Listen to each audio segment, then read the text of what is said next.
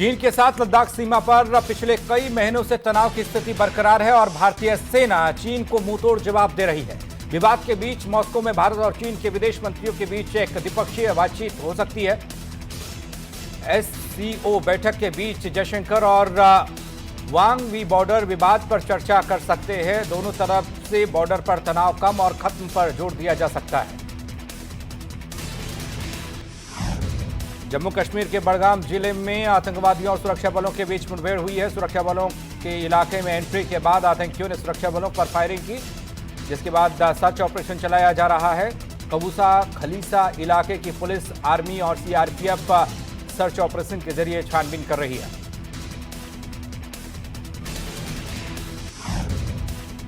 ICICI bank के पूर्व CMD Chanda Kochhar के पति दीपक कोचर को ईडी ने गिरफ्तार किया है। आईसीआईसीआई बैंक की कर्जदार कंपनी वीडियोकॉन इंडस्ट्रीज द्वारा दीपक कोचर की कंपनी में निवेश को लेकर जांच चल रही थी। इस मामले पर ईडी अधिकारी दीपक कोचर से पूछताछ भी कर रहे थे। अब खबर है कि दीपक को ईडी द्वारा गिरफ्तार किया गया। सुशांत सिंह राजपूत मामले में एक्ट्रेस रिया की गिरफ्तारी मंगलवार को भी नहीं हो पाई। उनसे नारकोटिक्स कंट्रोल ब्यूरो यानी एनसीबी की टीम मंगलवार को भी पूछताछ करेगी। वहीं मुंबई पुलिस की उस टीम को अलर्ट कर दिया गया है जो रिया को एस्कॉर्ट करके ले जाती है।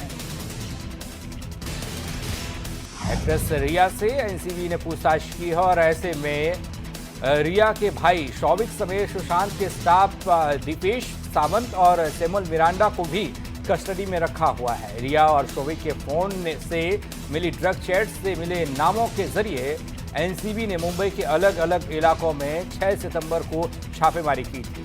इनका मकसद ड्रग्स पेडलर्स की धरपकड़ करना था। अब एनसीबी और बेहतर तरीके से लोगों को ढूंढने का काम करने वाली है।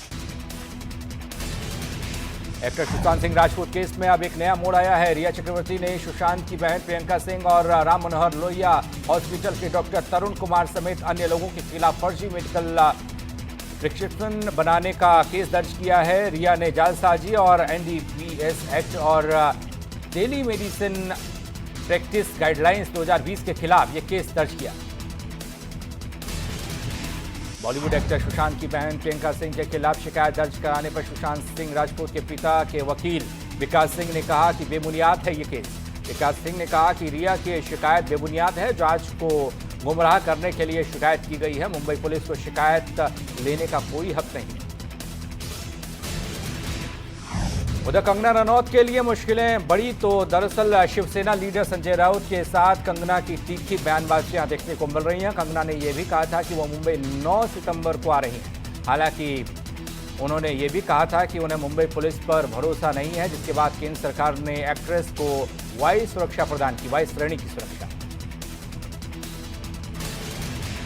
कंगना ने ट्वीट कर इस बात की जानकारी दी है कि उनकी प्रॉपर्टी को बीएमसी ध्वस्त भी कर सकती है। कंगना ने अपने ट्वीट में एक वीडियो शेयर किया और लिखा कि ये मुंबई में मणिकर्णिका फिल्म का ऑफिस है, जिसे मैंने 15 साल मेहनत करके कमाया है। मेरी जिंदगी में एक ही सपना था, मैं जब भी फिल्म निर्माता बनूं, मेरा सपना खुद का ऑफिस हो। अगर लगता है यहाँ सपना टूटने का वक्त आ गया है, आज वहाँ अचानक बीएमसी के कुछ लोग आए।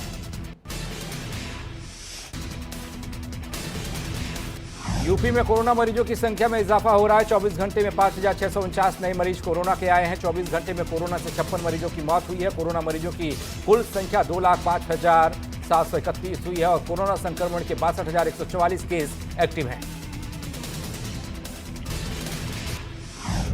उधर उत्तराखंड में कोरोना मरीजों के आंकड़े में इजाफा हुआ है। 24 घंटे में आए 807 नए मामले। 24 घंटे में 7 लोगों की मौत हो चुकी है। कुल मरीजों की संख्या 25,436 हुई है। अब तक 348 लोगों की जान जा चुकी है प्रदेश भर में।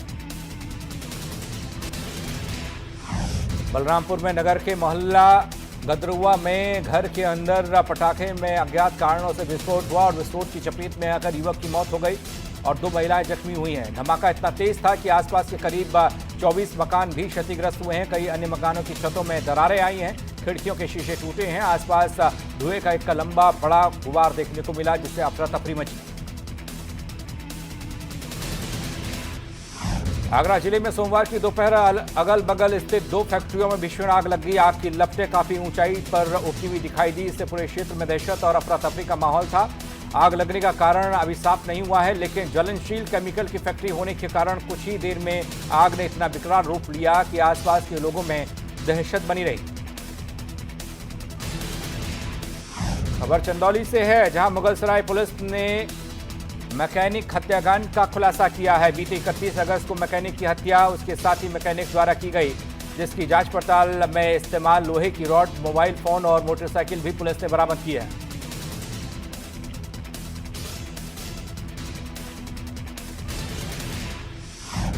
फतेहपुर में सड़क हादसे में मां और बेटे की मौत हो गई। बाइक के सामने अचानक से कुत्ता आ जाने के चलते बाइक सवार मां और बेटे की मौत हुई।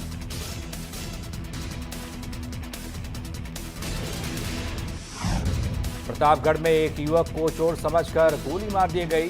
गोली लगने से युवक की मौत हो गई। वहीं नामजद 3 आरोपियों को पुलिस ने डबल बैरल बंदूक सहित अरेस्ट किया है। हथीगवां थाना क्षेत्र के कुंडा गांव का मामला। गोड्डा में चुनावी रंजिश में खूनी संघर्ष हो गया। पूर्व प्रधान ने साथियों संग मौजूदा ग्राम प्रधान प्रतिनिधि पर हमला कर दिया। वहीं रंजिश में प्रधान प्रतिनिधि घायल हुआ है। घायल प्रधान प्रतिनिधि और 2 मजदूरों का जिला अस्पताल में भर्ती किया गया। पुलिस ने मुकदमा दर्ज किया। घटना की जांच पड़ताल शुरू कर दी। गाजियाबाद में पेरेंट्स एसोसिएशन ने छठे दिन भी भूख हड़ताल जारी रखी है। पेरेंट्स फीस माफी समेत कई मांगों को लेकर हड़ताल कर रहे हैं। पेरेंट्स एसोसिएशन जिला अधिकारी कार्यालय के बाहर अपनी मांगों को लेकर भूख हड़ताल पर बैठे।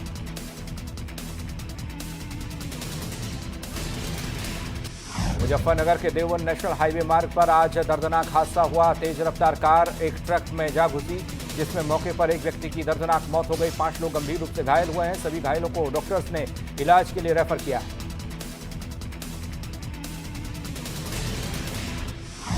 फतेहपुर में पुलिस ने मोबाइल टावर से बैटरी चोरी करने वाले गिरोह का खुलासा किया है। पुलिस ने मौके से करीब 10 लाख की कीमत की 53 चोरी की बैटरियां बरामद की हैं। साथ ही गिरोह के सरगना समेत 6 आरोपी भी गिरफ्तार किए गए।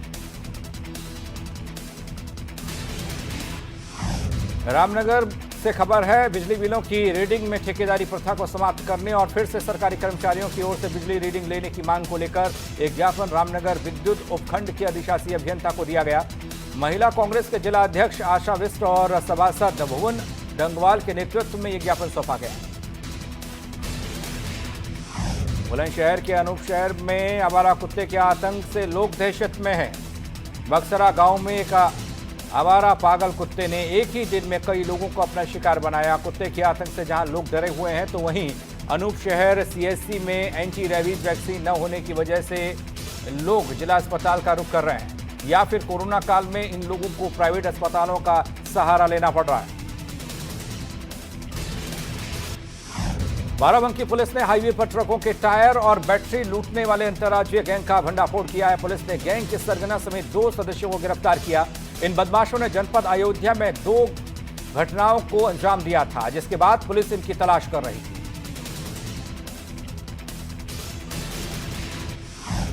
कन्नौज में प्रेमी युगल के नदी में कूदने का मामला सामने आया, जहां एक प्रेमी युगल ने नहर में कूदकर जान दे दी। वहीं युवती का शव बरामद कर लिया गया है और युवक की तलाश की जा रही है। सौरिक थाना क्षेत्र के खड़नी के मलिकपुर गांव की यह घटना है।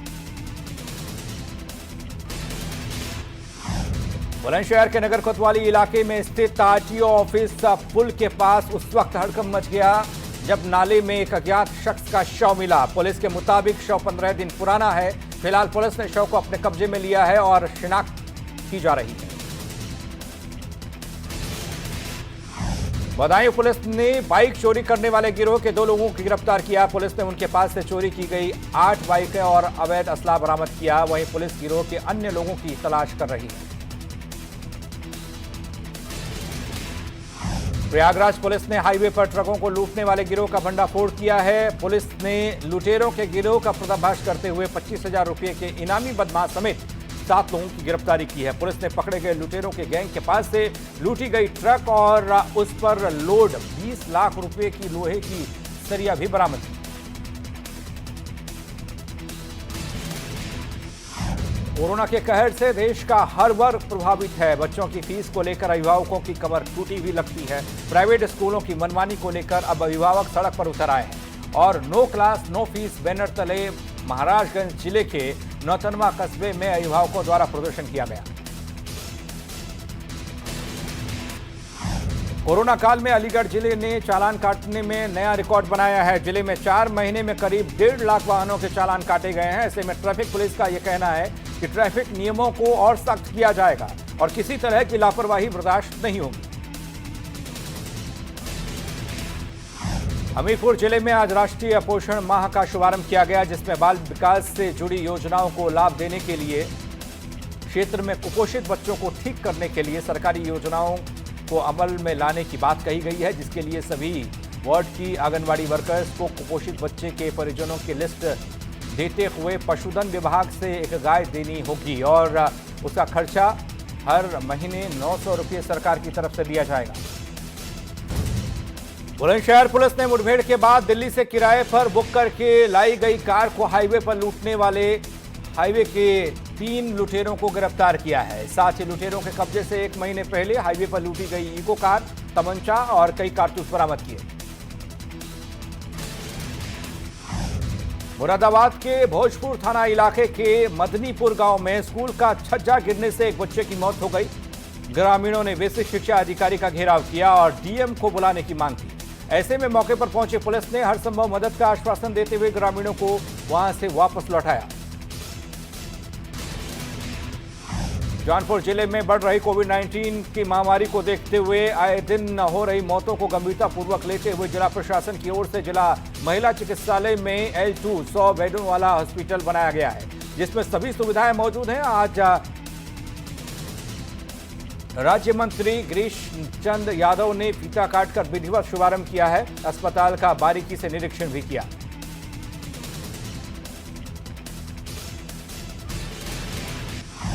खटीमा की सड़कों पर इन दिनों सांड का आतंक छाया हुआ है। सांड जहां राह चलते लोगों पर अचानक से हमला कर रहा है, वहीं सांड के अचानक हमले से कई राहगीर घायल भी हुए हैं। ऐसे ही मेलाघाट रोड पर आज सांड ने एक सड़क पर जा रहे स्कूटी सवार पर अचानक से हमला किया, जिसके चलते स्कूटी सवार घायल हो गया। मोरना जिले में कोतवाली नगर थाना क्षेत्र के आवास विकास कॉलोनी में सनकी युवक ने शादी न होने से नाराज होकर तलवार से भाभी, मां, 2 भतीजे और पड़ोसी को मारकर घायल कर दिया। इस घटना में आरोपी युवक की भाभी को हॉस्पिटल ले जाते समय उसकी मौत हो गई। पुलिस ने इस सनसनीखेज मामले में मुकदमा दर्ज किया है। 16 घंटे बाद आरोपी पंकज यादव को गिरफ्तार करने में सफलता पाई। ग्रेटर नोएडा में फ्लेक्स बोर्ड हटाने को लेकर 2 गुटों में जमकर खूनी संघर्ष हुआ, जिसके साथ ही दोनों गुटों में पथराव और लाठी डंडे भी चले। दोनों गुटों के आधा दर्जन से ज्यादा लोग घायल हुए हैं गंभीर रूप से, जिसके बाद सभी घायलों को अस्पताल में भर्ती किया गया। इलाके में तनावपूर्ण स्थिति होने के बाद मौके पर पुलिस फोर्स की तैनाती हुई।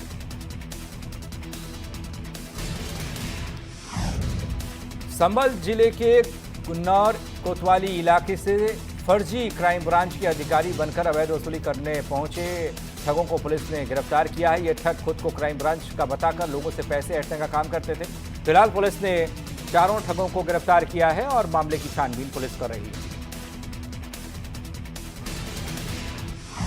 उत्तर प्रदेश सरकार के कद्दावर मंत्री सतीश महाना की पुत्रवधू राधिका महाना की इलाज के दौरान मौत हो गई। डॉक्टर्स के मुताबिक पिछले लंबे समय से उनका कैंसर का इलाज चल रहा था।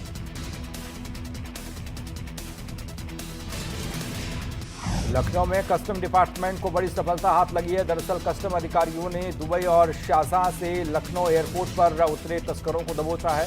इनके पास से अवैध सिगरेट, सोना और परफ्यूम बरामद किया है। जसपुर में कोविड-19 संक्रमण की रोकथाम के लिए जनपद उधम सिंह नगर में एसपीओ की नियुक्ति की गई थी। उत्तराखंड के उधम सिंह नगर में पुलिस प्रशासन की कमी होने के चलते कुछ प्राइवेट युवक चिन्हित किए गए थे, जिनको एसपीओ का नाम दिया गया था। पुलिस का सहयोग मिलते ही एसपीओ के रूप में चुने गए युवक अपने आप को किसी कोतवाल या कप्तान से कम नहीं समझ रहे हैं, जिनकी गुंडागर्दी की घटनाएं आए दिन सामने आ रही हैं।